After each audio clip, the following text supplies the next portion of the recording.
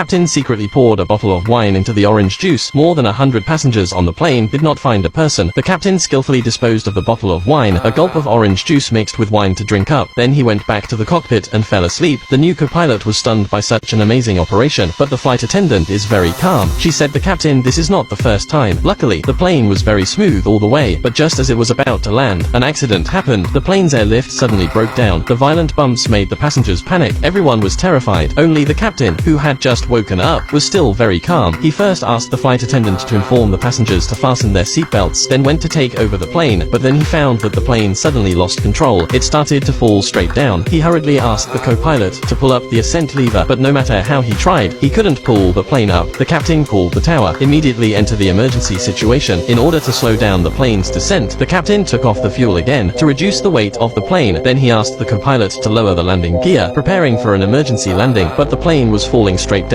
It was impossible to make a landing. While the captain was trying to figure out what to do, the luggage rack in the cabin of the plane suddenly opened. A flight attendant saw it and tried to close it, but a bumpy ride. The stewardess was knocked unconscious on the spot. At this time, the plane was still falling rapidly. The building on the ground is also clearly visible. It was about to crash into a crowded place. In order to avoid the crowd, the captain made a bold decision. A reversal of the plane's direction let the plane gradually tilt up. What you would never expect is, the captain wanted to make the plane fly upside down. With the cooperation of the co-pilot and the flight attendant, the plane really turned over and successfully stopped the fall.